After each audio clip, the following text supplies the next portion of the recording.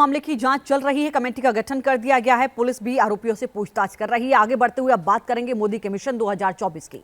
3 राज्यों में नए और युवा सीएम बनाकर बीजेपी ने 2024 के लिए बड़ा संदेश दे दिया है। पीएम मोदी ने विपक्ष के हर दांव को फेल करने का प्लान बना लिया है।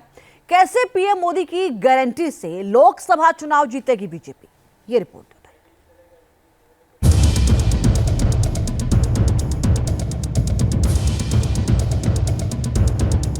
आपसे जो वायदा बीजेपी ने किए हैं वो 100% पूरे किए जाएंगे।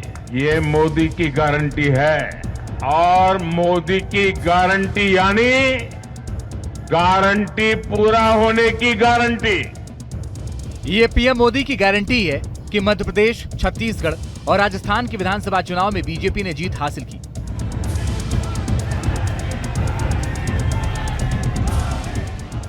पीएम मोदी की मौजूदगी में मध्य प्रदेश और छत्तीसगढ़ में शपथ ग्रहण समारोह हुआ और मध्य प्रदेश में मोहन यादव और छत्तीसगढ़ में विष्णुदेव साय ने मुख्यमंत्री पद की शपथ ली।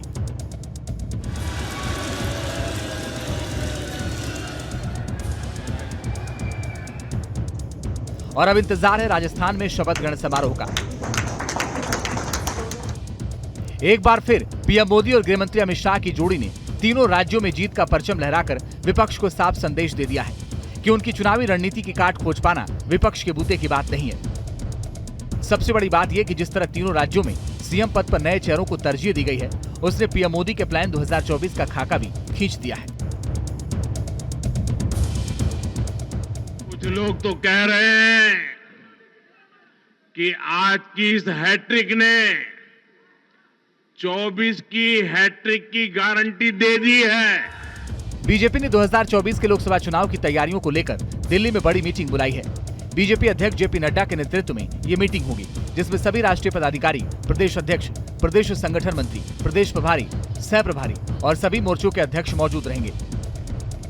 माना जा रहा है कि इस मीटिंग के बाद बीजेपी पूरे दमखम के साथ लोकसभा चुनाव की तैयारी शुरू कर देगी।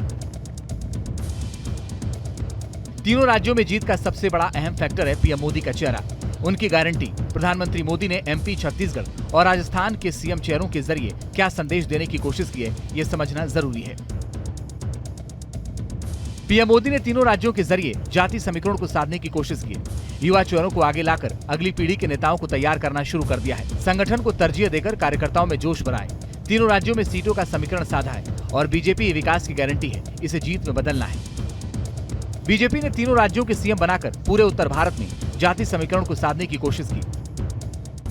राजस्थान में भजनलाल शर्मा ब्राह्मण समुदाय से हैं। बताया जा रहा है कि भजनलाल शर्मा को सीएम बनाने की रूपरेखा पीएम मोदी ने पहले ही तैयार कर ली थी। उन्हें विधायक का चुनाव खास तौर पर इसीलिए लड़वाया गया था। माना जा रहा है कि ब्राह्मण सीएम बनाकर बीजेपी ने हिमाचल प्रदेश समेत उत्तरी राज्यों में इस वोट बैंक को साधने की कोशिश की है।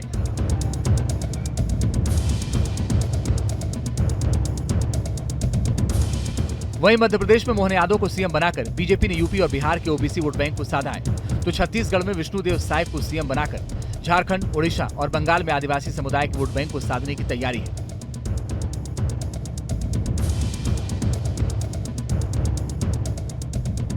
मध्य प्रदेश, राजस्थान और छत्तीसगढ़ में लोकसभा की 65 सीटें।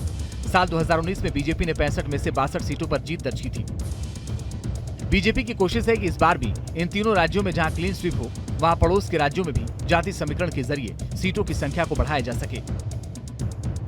पीएम मोदी ने तीनों राज्यों में नए और 60 से कम उम्र के सीएम बनाकर बीजेपी कार्यकर्ताओं और संगठन को यह संदेश देने की कोशिश की है कि युवाओं को कभी भी मौका मिल सकता है, ताकि बीजेपी कार्यकर्ता पूरे जोश से चुनाव में अपनी भूमिका को निभा सकें।